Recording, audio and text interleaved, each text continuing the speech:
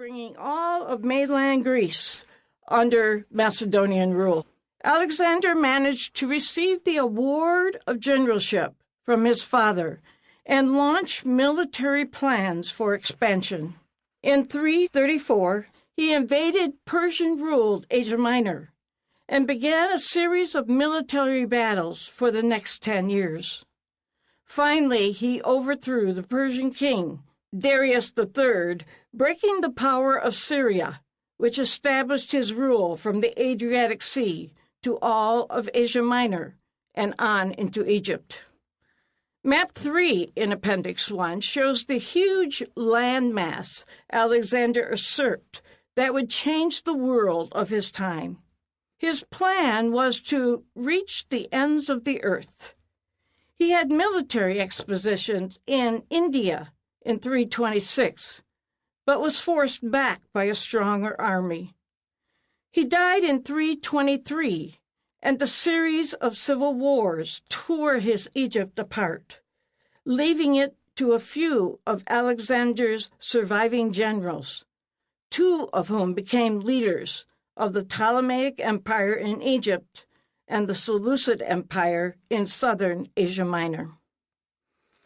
Alexander was greatly influenced by the famed philosopher Aristotle, who tutored him in his younger years. By his time, Greek cultural influence and power was at its summit in Europe and Asia. Some say the time of Alexander's life was a period of transition between the brilliant classical period and the emergence of the Roman Empire.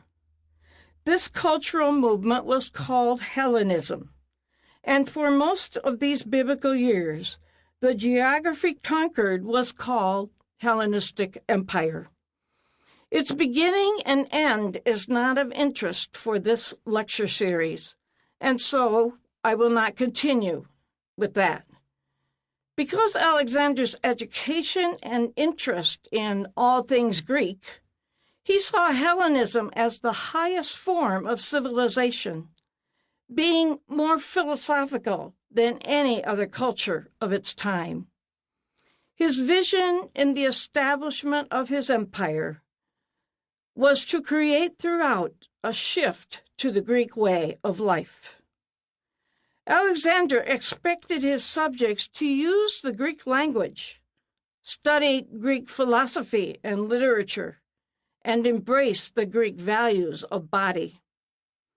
This was the way Israel was affected by Alexander. All things Greek became a severe problem for the culture of the Jewish world. The books that are part of this series show the tension between 2 worldviews that often clashed.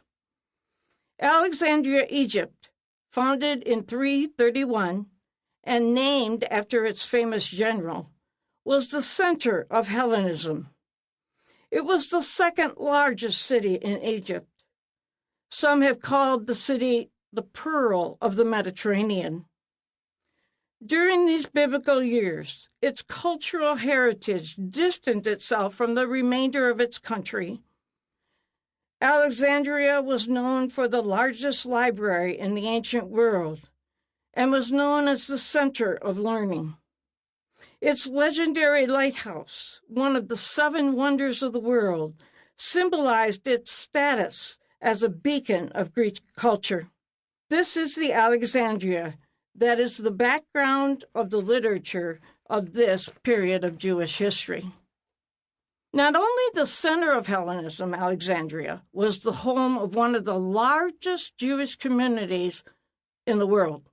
During this time, the Ptolemies kept the city in order and fostered its development.